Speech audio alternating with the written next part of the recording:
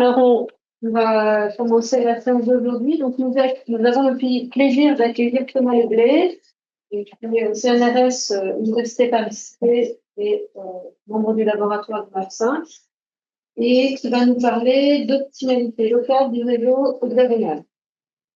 Merci beaucoup pour l'invitation. Donc, la question, c'est des questions de minimisation d'énergie. Mais pour raconter l'histoire, il faut revenir à l'étape d'avant, si on veut, qui est celle de l'empilement de sphères. Et ça, vous connaissez peut-être déjà. Donc, c'est quoi la question de l'empilement optimal de sphères? On prend, mon dessin n'est pas bien fait, donc on prend des sphères qui ne sont pas censées s'intersecter, donc ça devrait être légèrement plus haut, dans l'espace T. C'est des sphères, disons, toutes de même taille, donc je peux juste les repérer par leur centre. Et on dit qu'une configuration de point est admissible si les sphères ne se touchent pas, c'est-à-dire si les centres sont à distance 1 les uns des autres.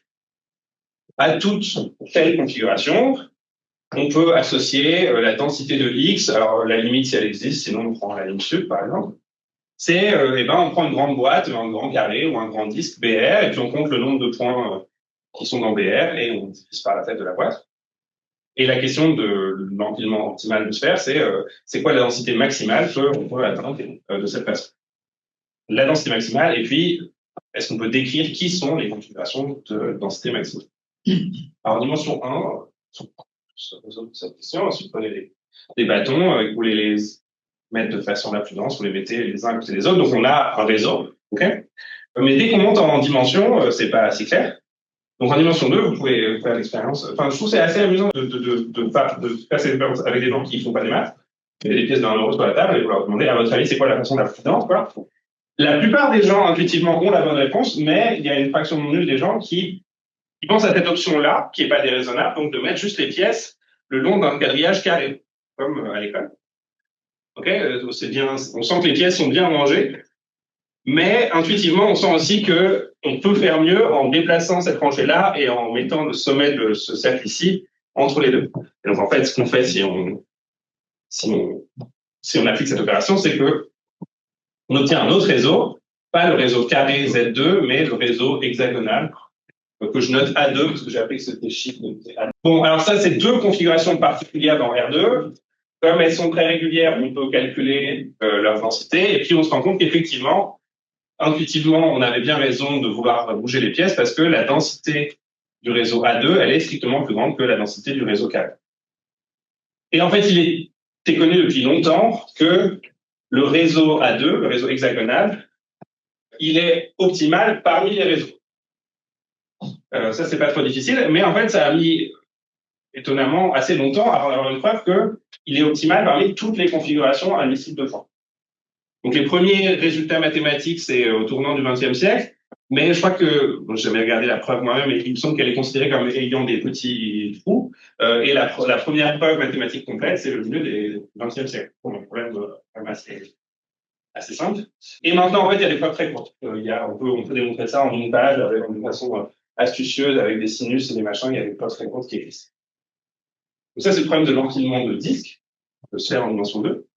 Si on monte, on a la dimension 3. Donc ça aussi, c'est un problème très concret. Vous avez des oranges, comment vous voulez les empiler? Alors, à l'époque, il y avait aussi la question des boulets de canon. Si on veut empiler les boulets de canon de façon à prendre le moins de place possible, donc de façon la plus dense. Mais intuitivement, on sait comment faire. Il faut faire une première couche exactement comme les pièces, avec un réseau hexagonal. Et puis ensuite, on met les oranges de la deuxième couche, en gros, dans les trous de la première. Et au niveau de la troisième couche, on a deux choix possibles, en fait. Ce qui fait qu'en fait, donc à chaque couche, on va faire un réseau A2, mais on a un petit degré de liberté sur comment le faire. Et donc, comme ça, on crée des pyramides d'orange ou de boulets de canon, mais il y en a infiniment. On peut le faire d'une infinité de façons, avec la même densité. Mais parmi ces infinités de façons, il y en a deux qui sont régulières. Il y a deux réseaux. C'est les deux réseaux qu'on apprend en cours de chimie de cristallographie. C'est cubique face centrée et puis hexagonal compact. Et donc, on a deux réseaux qui sont pas les mêmes, mais qui ont la même densité, 0,74. Et la conjecture dite de Kepler, c'est que cette densité-là est optimale.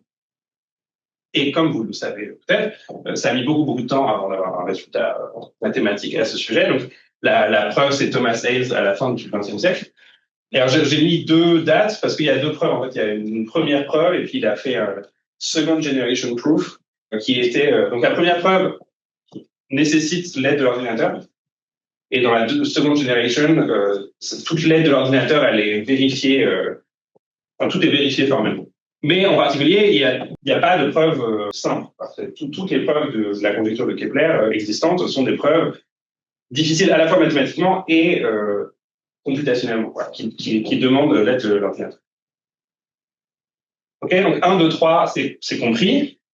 Et récemment, il y a 10 ans, il y a eu un breakthrough en dimension 8 et 24. C'est les résultats de Marina Biazowska pour la dimension 8 et puis de Biazowska et ses co-auteurs genre une semaine plus tard, en dimension 24, qui démontrent que si on fait de l'empilement de sphères en dimension 8 et 24, les densités optimales sont données encore par des réseaux.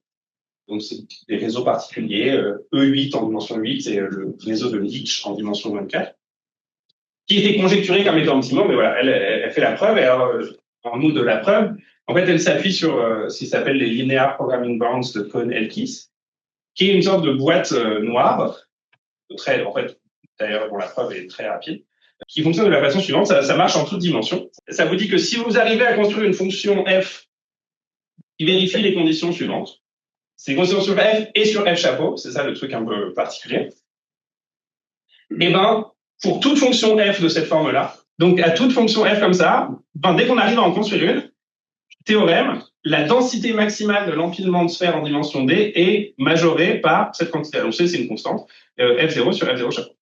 Et donc, le jeu peut devenir, est-ce qu'on sait construire des fonctions f Schwartz qui vérifient ces conditions, et telle que la upper bound ici. Qu'est-ce que c'est une fonction f Schwartz? La classe de Schwartz. C'est cette.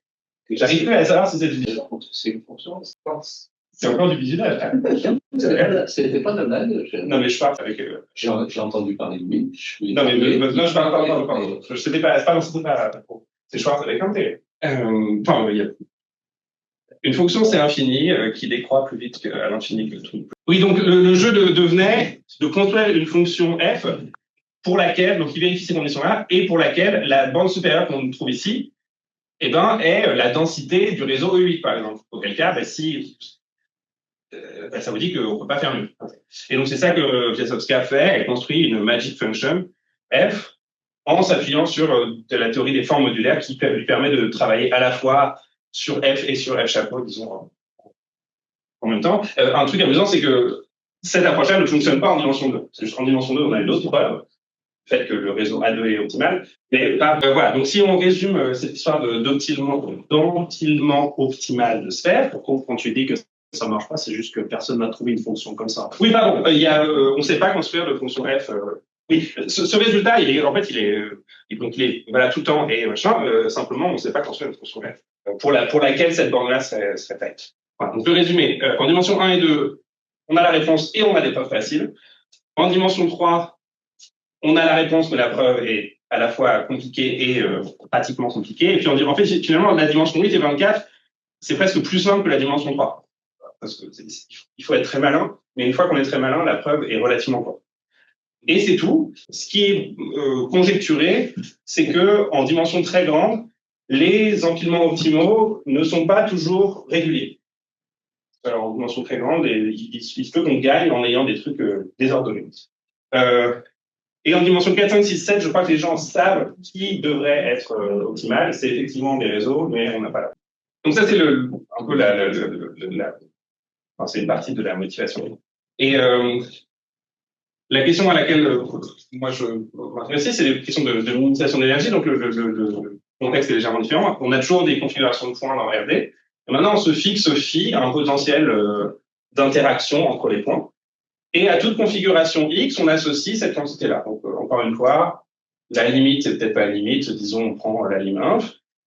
Et qu'est-ce qu'on fait? On regarde une grande boîte, on compte toutes les interactions dans la grande boîte. Et puis, on divise par le volume de la boîte. Donc, c'est une énergie d'interaction par unité de volume. Et la question maintenant, c'est qui sont les configurations d'énergie minimale? Quelle est l'énergie minimale et qui sont les configurations d'énergie minimale? Un point que j'ai pas dit dans le truc précédent et qui s'applique aussi ici, c'est que quand on définit les choses comme ça, comme c'est une limite par unité de volume, si vous bougez un point, ça va typiquement pas changer le résultat. Si vous prenez Z en dimension 1 et que vous empilez vos bâtons et qu'il y a juste un bâton que vous décalez un peu, ça va pas changer la densité limite. Donc les minimiseurs sont très dégénérés, quoi. Les perturbations compactes, typiquement, ne changent pas le résultat. En revanche, si vous imposez que vous avez des configurations périodiques et que vous essayez de faire le problème de l'optimisation parmi les configurations périodiques, là, vous allez trouver uniquement des raisons. Oui. Le problème d'avant, il peut être vu comme un problème d'optimisation d'une certaine énergie?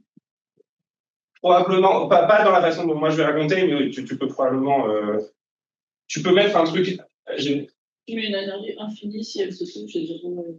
Oui, mais... Prends S. Oui, c'est ça. Tu peux, si tu mets 1, tu minimises l'énergie, oui. Pardon, ok. Il y a une réduction.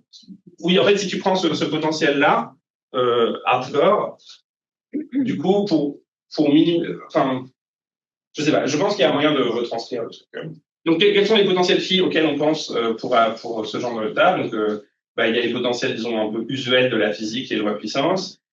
Les gaussiennes, ici, jouent un rôle très particulier que je vais expliquer dans un instant, même si c'est pas forcément des potentiels naturels si on pense à des interactions physiques, ok?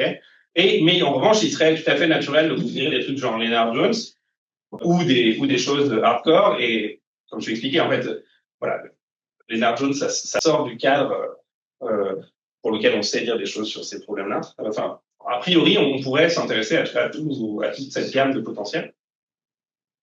Et une fois qu'on pose ce problème-là, il y a deux remarques qui s'imposent. La première, c'est que si on pose la question pour phi arbitraire, il n'y aura jamais de réponse valable pour tout phi, parce que vous pouvez inventer une fonction de phi qui va obliger vos points à être à certaines distances bien particulières les uns des autres. Donc, c'est sûr qu'on ne va pas avoir une configuration qui est la bonne pour tous les cas. D'où la nécessité, si on veut faire des théorèmes, de se restreindre à une bonne classe de fonctions. Et cette classe, elle avait une bonne classe de fonctions, disons, a été identifiée par les gens qui donc c'est les fonctions complètement monotones de la distance au carré, que j'abrégerai par CMSD. Alors ça veut dire quoi? Une fonction est complètement monotone quand c'est infini et que elle est positive, décroissante, de dérivées secondes positives, etc. Donc juste la dérivée change de signe, les dérivées successives changent de signe. Ok, donc ça c'est une fonction complètement monotone, et une fonction complètement monotone de la distance au carré, s'écrit de cette forme-là avec G complètement monotone. Un fait intéressant est qu'une conséquence d'un théorème de Bernstein sur les fonctions complètement monotones, si vous faites la traduction pour les fonctions complètement monotones de la distance au carré, ça vous dit qu'une fonction est CMSD si et seulement si c'est un mélange de gaussiennes. Alors, pas un mélange au sens où, donc au mélange au sens suivant, il existe une mesure positive localement finie sur 0 plus l'infini, telle que f donc c'est pas une moyenne parce que mu est pas forcément de masse finie, c'est juste une combinaison linéaire à coefficient positif quoi de gaussiennes comme ça. D'où le rôle particulier joué par les gaussiennes dans ces problèmes. Et donc ça c'est la première remarque, il faut qu'on se restreigne à une classe. Et alors donc qui est complètement monotone of the square distance? Les fonctions, les lois puissance sont dans cette classe, les gaussiennes sont dans cette classe, Lennard-Jones n'est pas dans cette classe. Mais toutes les lois puissance sont des fonctions CMSD. Donc ça, c'est la première remarque. Et la deuxième remarque, c'est qu'il faut qu'on travaille à la densité fixée, parce que sinon, si vous prenez une loi puissance et que vous multipliez toutes les distances par 2, vous avez divisé l'énergie par machin. Donc, si vous cherchez à minimiser l'énergie, vous avez intérêt à envoyer tous les points à l'infini, ce qui n'est pas très rigolo. Donc, il faut poser la question pour une certaine classe de fonctions au sein des configurations de densité fixée. Et il se pourrait que la réponse dépende de phi et ou de la densité. Mais les gens pensent que dans bien des contextes, en fait, la réponse ne dépend pas de phi ni de la densité. Et c'est ce principe de universalité optimale. Donc, on dit qu'une configuration est universellement optimale lorsque elle minimise toutes ses énergies à densité fixe. Vu le résultat de Bernstein, c'est équivalent au fait de minimiser toutes les interactions gaussiennes, enfin l'énergie pour les interactions gaussiennes. Et si vous trouvez une configuration qui est universellement optimale pour une certaine densité, sa version remise à l'échelle sera aussi universellement optimale pour à toute densité. Parce que les gaussiennes, la famille gaussienne, elle est invariante par scale. Question. Oui. Dans le papier de Paul Kumar, il travaille sur la sphère. Ouais. Et donc ça, tu le traduis par la densité fixe ou c'est d'accord. Une question assez bien.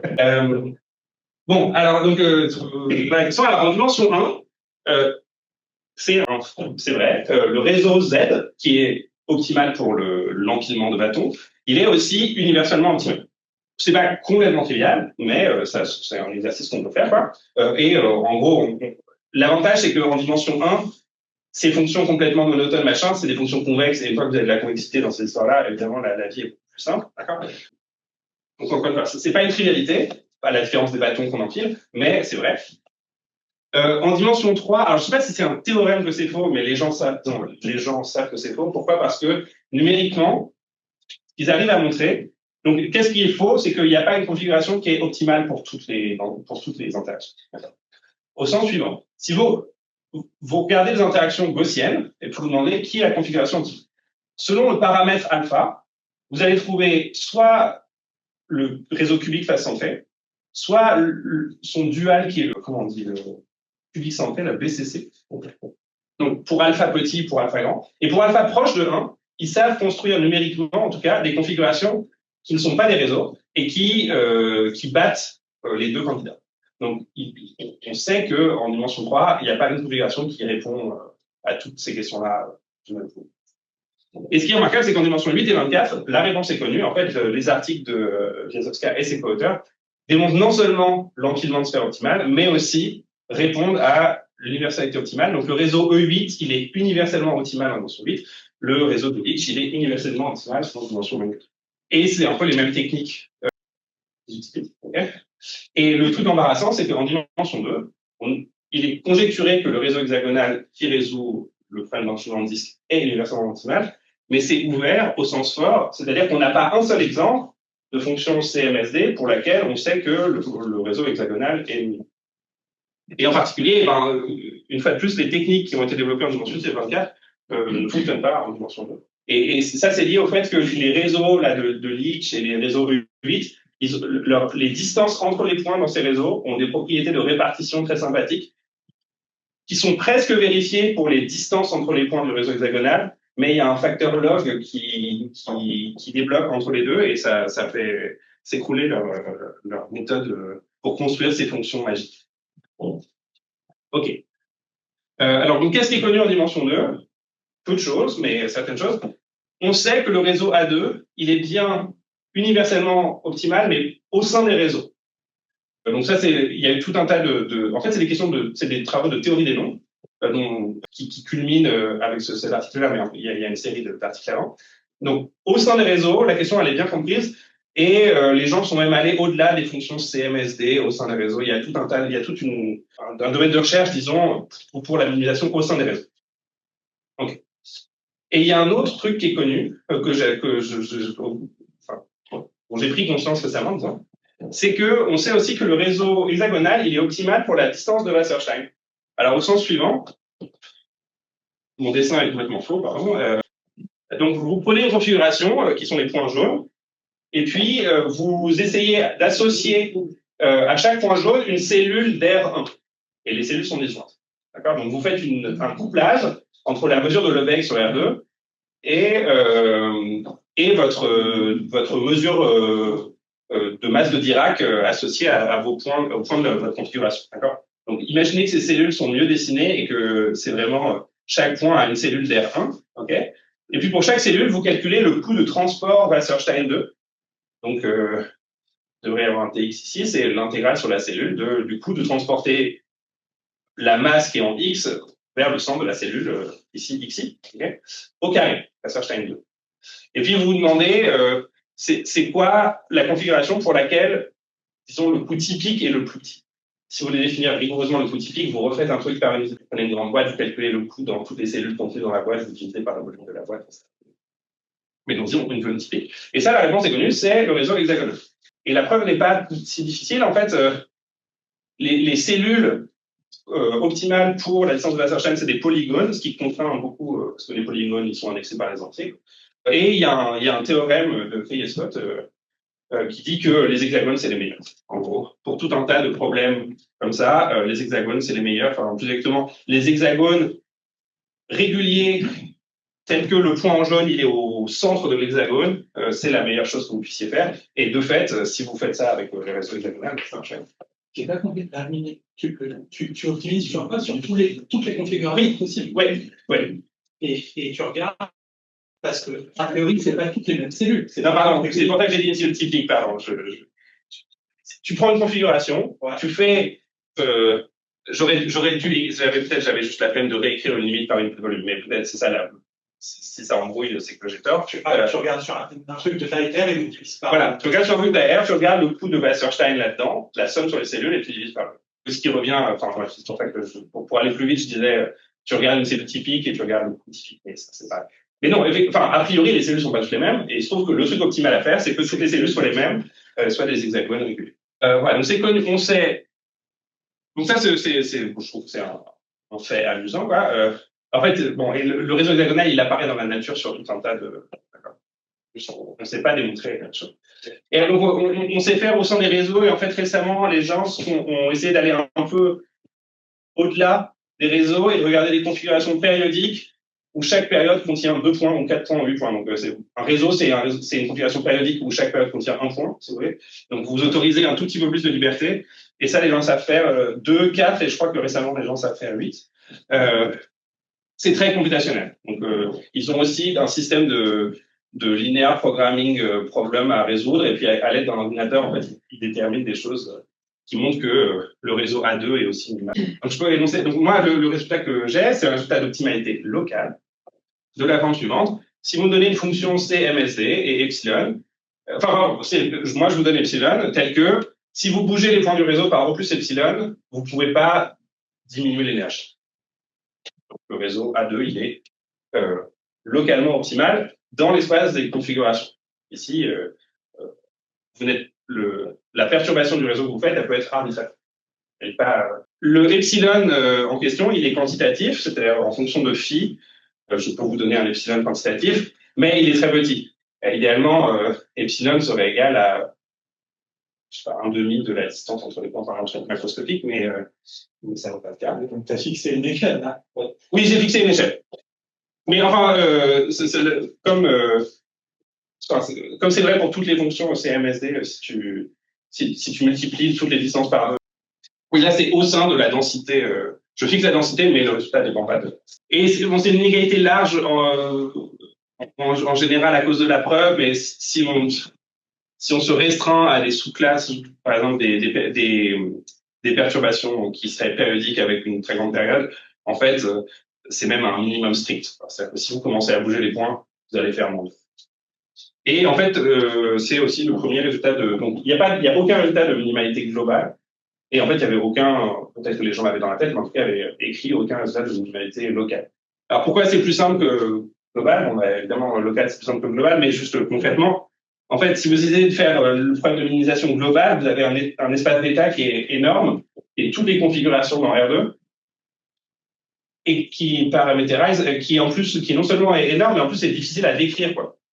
Juste, c'est pas un problème anodin, c'est juste difficile de paramétriser cet espace. Et puis, il n'y a pas de convexité. Et alors, quand on travaille avec le problème local, comme je regarde à chaque point du réseau, je peux le bouger de epsilon. En fait, mon espace d'état, c'est la boule epsilon de puissance A2, ce qui est plus sympathique et qui vous donne une paramétrisation directe. En revanche, j'insiste, il n'y a toujours pas de convexité.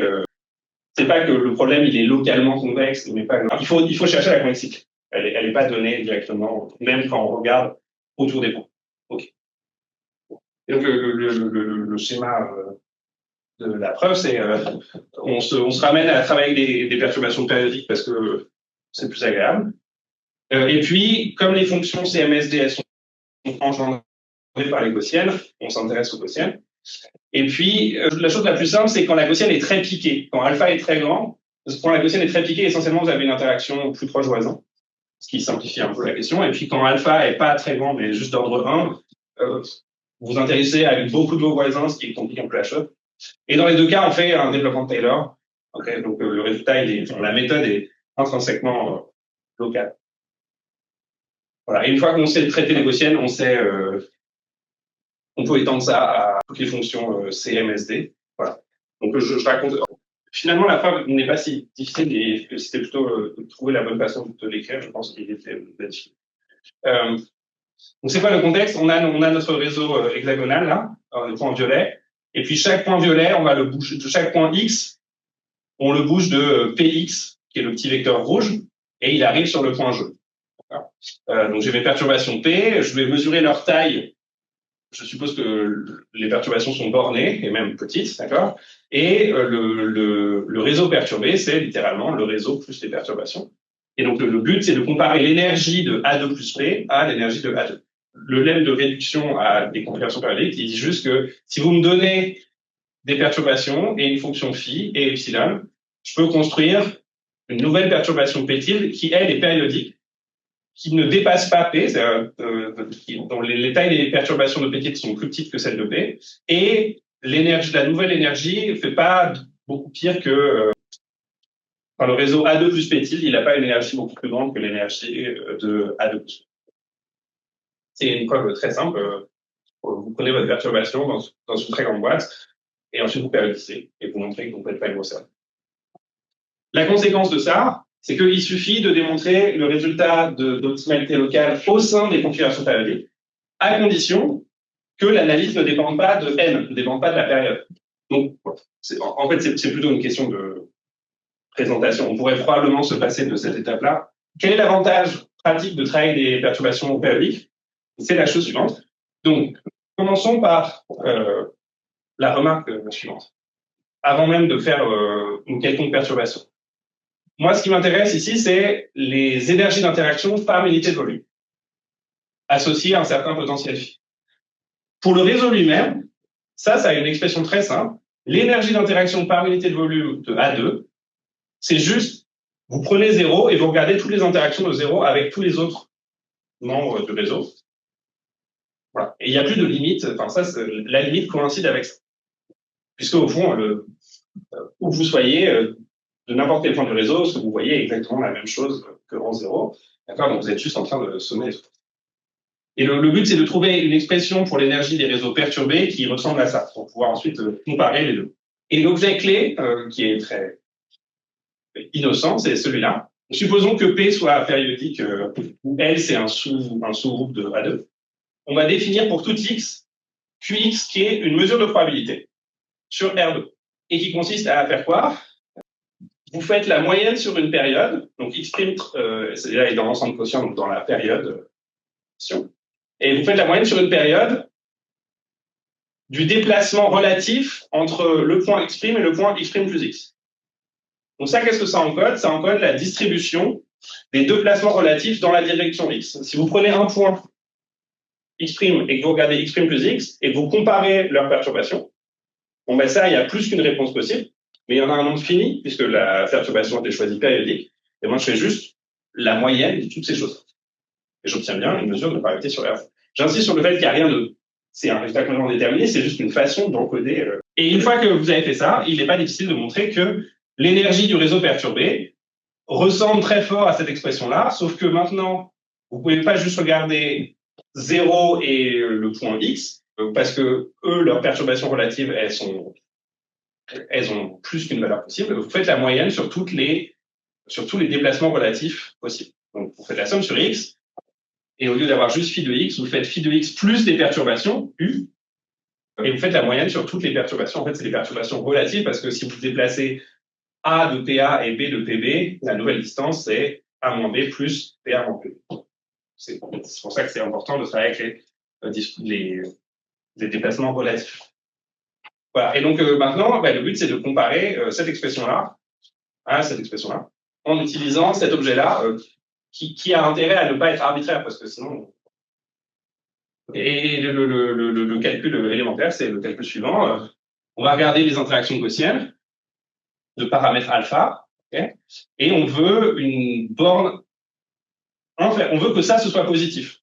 D'accord? Parce que ça, c'est l'énergie du réseau perturbé, moins, vous voyez, X, il ne dépend pas de U. Donc ça, c'est juste l'énergie du réseau tout court. J'ai mis ces deux sommes-là dans la même somme. Je l'ai fait.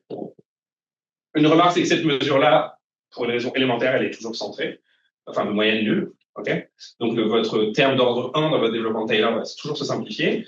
Les termes d'ordre 0. Ok, d'accord? Et donc, ce qui reste, c'est le terme d'ordre 2 dans le développement de Taylor, plus ce que j'oublie gentiment. Et ben, il faut calculer la dérivée seconde de ça, et vous obtenez cette expression-là. Alors, vous voyez, pourquoi il n'y a pas de convexité gratuite? Ben, là, c'est un produit scalaire, x scalaire u, donc a priori, ça pourrait valoir 0, et là, votre dérivée seconde est... Donc, le signe de ce truc-là n'est pas clair. Ce qui n'est pas clair non plus, c'est dans cette somme, combien de termes contribuent effectivement. Vous voyez que vous avez cette exponentielle décroissante qui devrait tuer quand même au bout d'un moment les contributions. Et c'est pour ça que quand vous prenez alpha très grand devant 1, vous voyez essentiellement juste les premiers voisins, parce que les autres sont tués par la fois décroissante de l'exponentielle. Donc, faisons le cas alpha très grand devant 1. Et donc, si on croit, quand alpha est très grand devant 1, c'est le point 0 par rapport. L'origine, en fait, elle n'interagit qu'avec les 6 voisins immédiats et toutes les autres contributions sont négligeables. Donc ça, c'est ce que j'appelle ça une shell dans le réseau, d'accord? Mais c'est juste un hexagone régulier autour de l'origine que je note S étoile. Donc si j'oublie d'une part les termes d'ordre 3 dans mon développement de Taylor et d'autre part les points du réseau qui sont loin, la différence entre l'énergie du réseau perturbé et l'énergie du réseau s'écrit comme ça. J'injecte mon développement de Taylor d'ordre 2, et puis voilà. R étoile, c'est la distance entre 0 et ses voisins. Okay. Et puis là, j'ai juste recopié cette expression pour la dérivée seconde. Je la mets là. Okay. Alors, quelle est la bonne nouvelle? C'est que ici, j'ai un alpha. Le terme positif, il a un alpha devant, et puis le terme négatif, il n'a pas de alpha devant. Donc, on peut se dire, quand alpha est très grand, c'est le terme positif qui va gagner. Sauf que, comme j'ai dit tout à l'heure, il y a un produit scalaire ici, okay, et rien n'interdit le déplacement relatif de 0 et de lui de pointer dans cette direction. Je peux littéralement faire des dessins de façon à ce que lui soit comme ça, et lui soit comme ça, et leur déplacement relatif, il est orthogonal. Auquel cas, la contribution ici est 0. Donc, il n'y a pas de convexité immédiate. En revanche, ce qu'on peut espérer, c'est que quand je fais la somme sur les voisins, je puisse pas me débrouiller pour que tous les déplacements relatifs de façon consistante soient toujours orthogonaux à la direction dans laquelle je regarde. Donc, il faut regarder les voisins ensemble. Et donc ça nous amène à ce qu'on appelle la propriété d'être un design. Alors, c'est quoi être un true design? C'est la chose suivante. Un ensemble est dit un spherical true design si en gros il vit sur le cercle, sur un cercle de rayon R, il est symétrique autour de l'origine, okay, et il vérifie la propriété suivante. Pour tout vecteur U, si vous faites la moyenne des x scalaire U au carré dans votre ensemble, c'est comme faire, ici il faudrait une barre sur l'intégrale, pardon, c'est comme faire la moyenne sur la sphère. D'accord? Donc vous avez des points sur la sphère qui sont répartis de façon suffisamment homogène sur la sphère pour que la moyenne des x scalaire U au carré contre les points, c'est pareil que la moyenne des t scalaire U au carré contre tous les points du cercle ou de la sphère.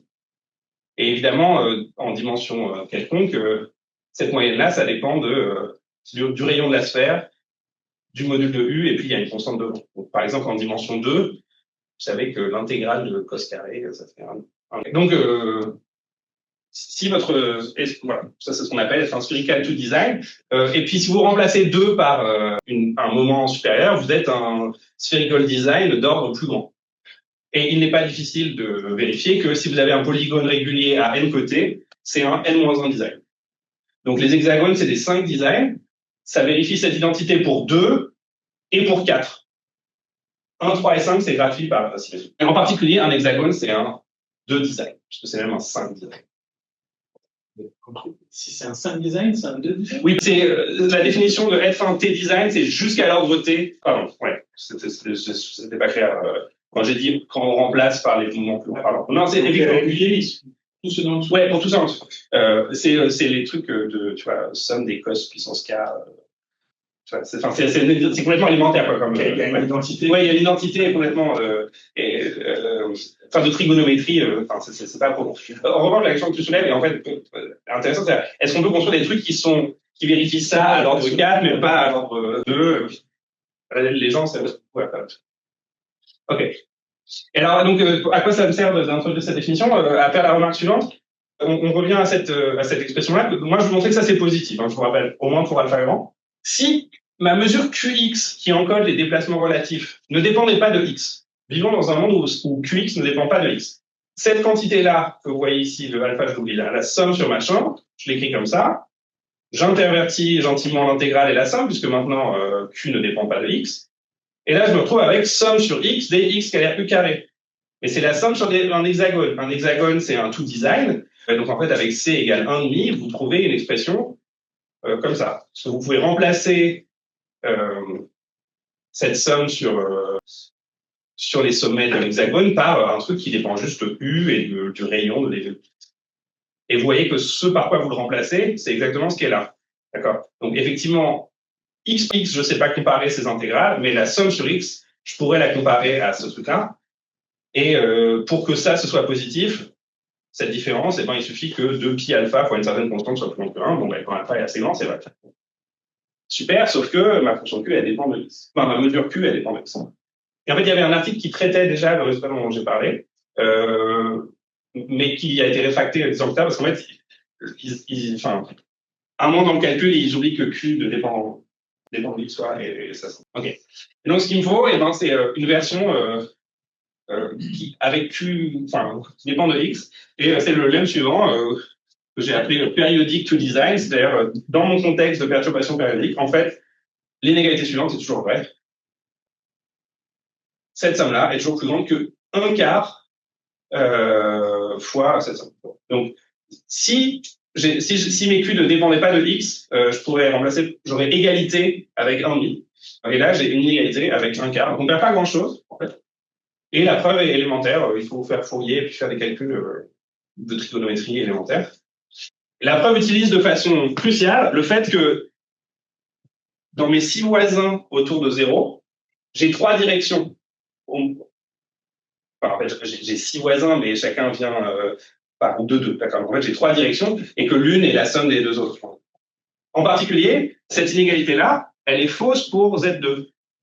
Et pourtant, Z2, c'est aussi un true design. D'accord. Donc, c'est pas juste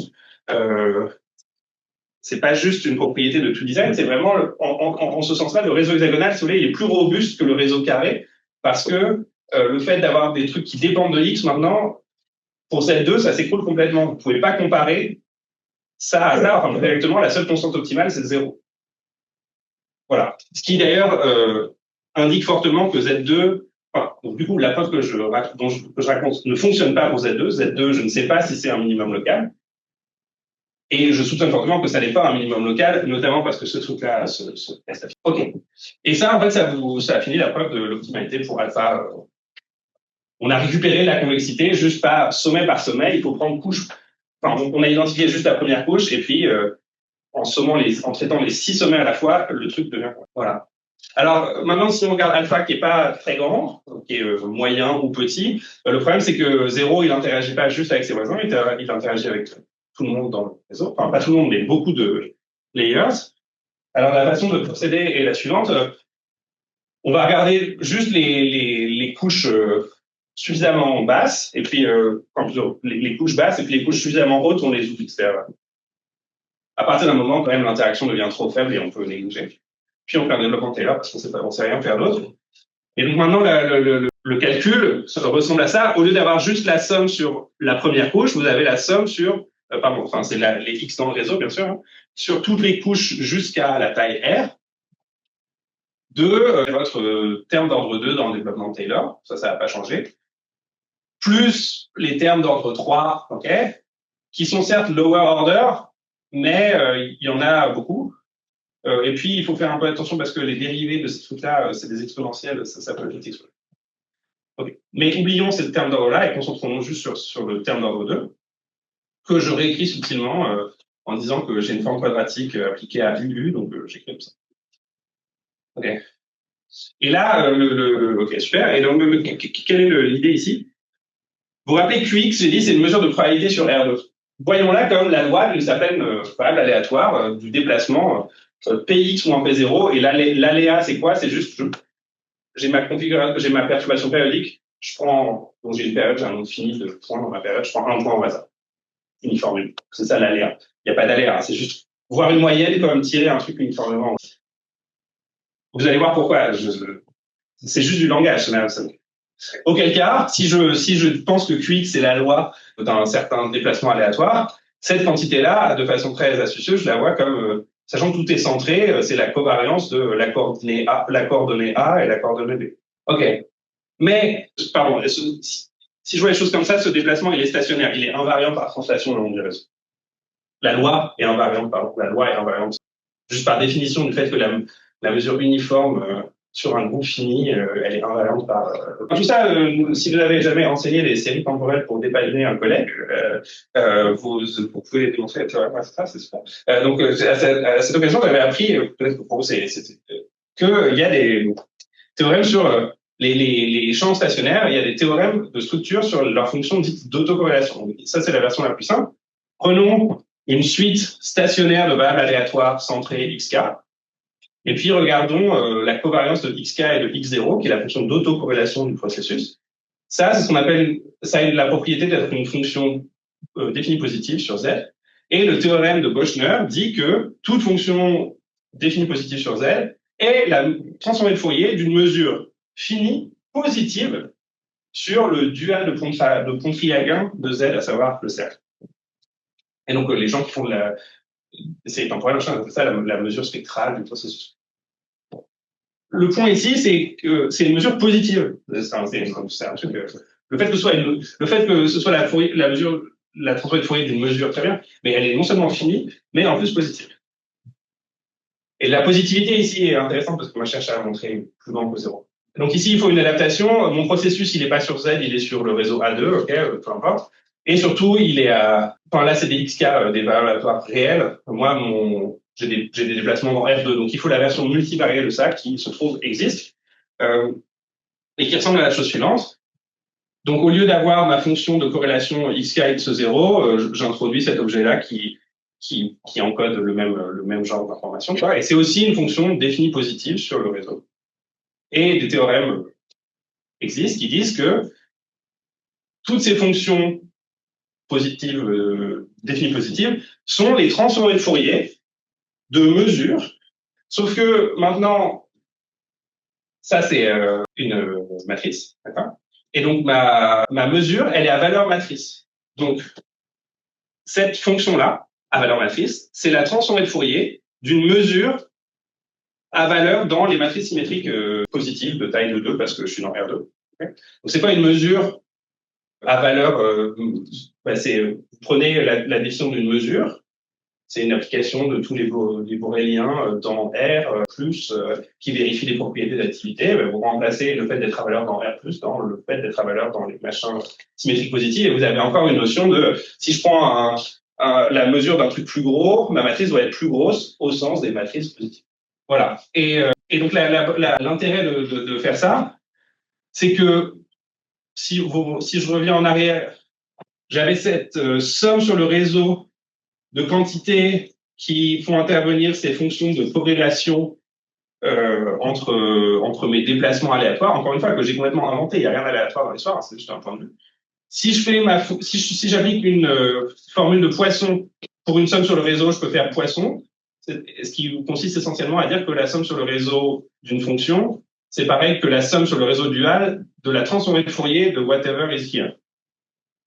Mais maintenant, ma transformée de Fourier de whatever is here, c'est une mesure à valeur matricielle. Okay, et donc, je vous épargne les calculs qui sont pas intéressants, qui sont pas d'ailleurs très difficiles. À la fin du calcul, cette quantité-là, dont je voulais montrer qu'elle est positive, puisque c'est mon développement de Tyler de mon énergie, se réécrit sous cette forme-là. Et alors, les commentaires, c'est quoi? Donc, ça, en gros, c'est ma mesure à valeur matricielle, ok? Ça, c'est les valeurs propres, lambda 1, lambda 2, c'est les valeurs propres de ces matrices. V1 et V2, c'est les vecteurs propres. Enfin, c'est une base orthonormée de vecteurs propres pour ces matrices. Et votre calcul vous donne une certaine fonction psi qui a cette forme-là. Donc, le but, c'est de montrer que ça, c'est positif, hein, parce que ça, c'est égal au calcul de tout à l'heure, qui est mon développement Taylor de 2, dont je veux montrer qu'il est positif. Donc, je veux montrer que toute cette intégrale-là est positive. La bonne nouvelle, c'est que ça, c'est une mesure positive. Okay, Les lambda 1 et les lambda 2, c'est les valeurs propres de matrices symétriques. C'est positif. OK? Et puis là, vous voyez, vous avez une certaine fonction appliquée à oméga moins la même fonction appliquée à 0. Et c'est quoi cette fonction? Eh bien, c'est une somme sur le réseau dual, mais le réseau dual du réseau hexagonal, c'est pareil. C'est aussi dans le réseau hexagonal juste tourné. En revanche, vous avez ce truc un peu moche. Donc, vous avez une gaussienne ici, et puis ce préfacteur, ce truc d'ordre 2 là. Donc ça vient du fait qu'on a fait la transformée fois d'une gaussienne, et puis ça vient justifier. Donc, si vous voulez montrer que ça, c'est toujours positif, sachant que ça, c'est fini, que les lambda 1 et les lambda 2 sont positifs, il faut montrer que cette fonction, elle est toujours minimale en 0. Alors, donc maintenant, c'est un problème complètement explicite. Pour tout alpha et pour tout v, cette somme sur les points d'un certain réseau explicite prend toujours sa valeur minimale en 0. Et alors, il y a des résultats comme ça dans la littérature. Par exemple, il y a un résultat que les gens qui travaillent dans ce truc-là aiment bien de Bernstein, qui est sur cette fonction-là. Donc, cette fonction-là, on peut la voir comme le noyau de la chaleur sur un top. OK? Et la question, c'est c'est quoi le point le plus chaud et le point le plus froid? Où est-ce que cette fonction-là est maximale et minimale? Et donc, Bernstein, par des résultats assez élégants de principe du maximum, dit que je ne sais plus qui est le plus chaud et qui est le plus froid, mais en gros, en les points du réseau, vous êtes le plus chaud, et puis là, vous êtes le plus loin possible de tous les autres points du réseau, vous êtes le plus froid, ou l'inverse, etc. C'est des résultats très élégants. Malheureusement, ici, il n'y a rien d'élégant. Il faut faire le calcul à la main. Ça prend 20 pages de trucs explicites. Bref. Mais on peut montrer qu'effectivement, cette fonction-là, elle est toujours minimale en 0. Donc, tous ces trucs-là sont positifs, ça c'est positif. Et du coup, ça c'est positif. Et du coup, l'énergie est bien minimale en le réseau. Voilà. Donc ça donne la minimalité locale du réseau pour toutes les fonctions gaussiennes. Et le epsilon quantitatif que je vous avais promis, il a cette tête-là. Et vous voyez que quand alpha est petit, il devient vraiment très, très, très petit. Donc, je n'ai pas beaucoup d'espace, mais c'est positif. Et une fois qu'on a ça, on peut l'appliquer à des fonctions CMSD générales en 4 points pour conclure. Toute cette discussion-là n'a de sens que si phi est intégrable sur R2, sinon mes énergies, c'est plus infini. Donc, j'ai le droit de dire que plus infini, c'est plus long que plus infini, mais c'est pas très intéressant.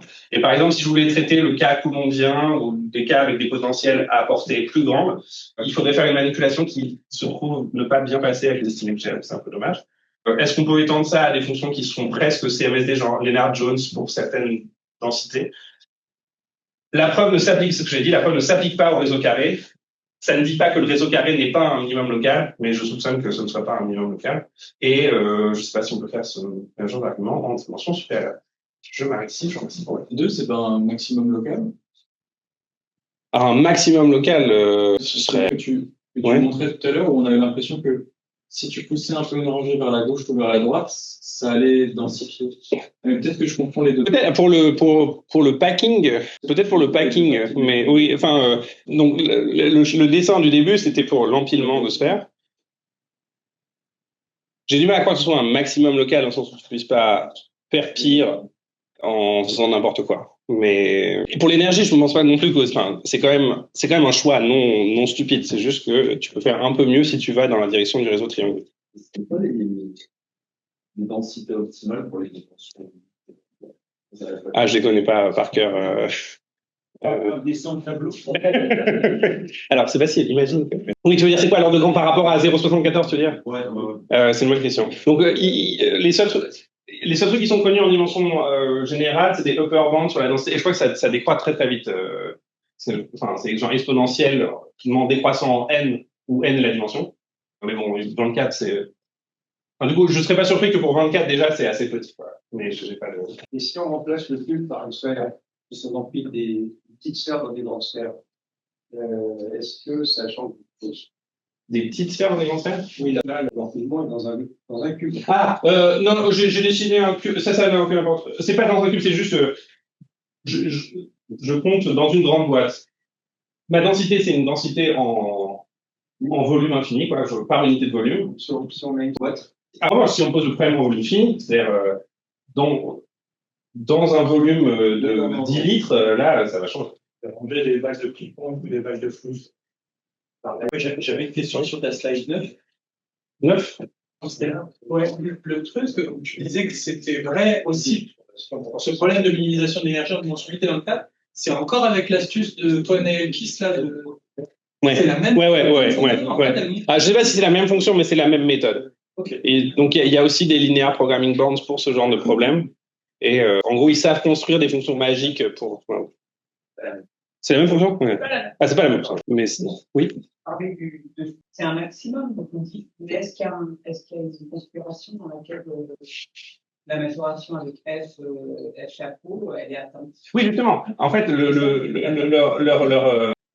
leur magie, c'est que ils savaient très bien dans leur cœur que c'était E8 qui devait faire la densité maximale. Ils savaient calculer explicitement la densité de E8.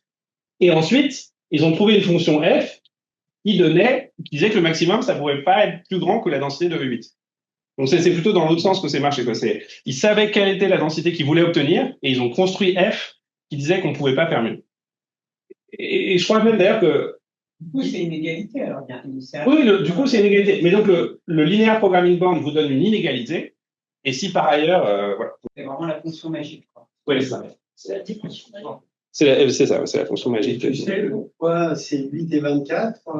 Il y a des raisons philosophiques. Oui, les raisons philosophiques, c'est les distances entre les points du réseau ont une répartition très agréable pour E8 et en gros, enfin, si tu regardes entre les distances entre 0 et R, tu vois, c'est quoi leur distribution? En gros, c'est à peu près. Il y a avec très peu de fluctuations, et c'est ça qui leur permet de faire marcher leur machine. J'ai une question qui va pas être claire, parce que en fait, plus exactement, parce que c'était au début de ton talk, mais à un moment, dit que les simulations, quand l'interaction était gaussienne avec des simulations, des configurations différentes, oui. Tu sais à quoi elles ressemblent. Oui, en fait, je crois que c'est un peu des genres des. Donc il y a ces deux réseaux là, BCC et FCC, qui sont probablement optimaux quand alpha est soit très petit, soit très grand. Et pour alpha proche de 1, tu as intérêt à faire une sorte de superposition de ces deux trucs-là, de coexistence de phases, et ça tu gagnes. La fin, tu as dit que tu as epsilon.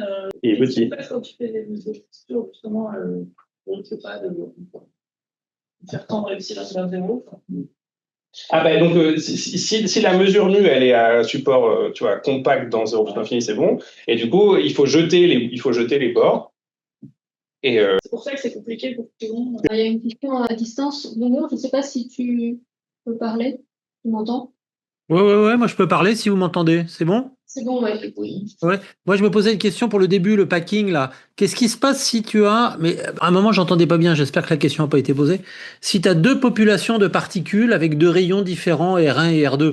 Parce que tu vois, par exemple, on comprend tout de suite que si on a R2 qui est ton R et R1 qui est beaucoup plus petit, on peut les mettre dans les trous, des choses comme ça. Du coup, est-ce qu'on sait des choses? Je suis pas sûr qu'on sait. Enfin, je crois qu'il n'y a pas beaucoup de théorèmes. Je pense qu'il y a beaucoup d'heuristiques, mais enfin, moi je sais pas. Je sais que les gens s'y sont intéressés.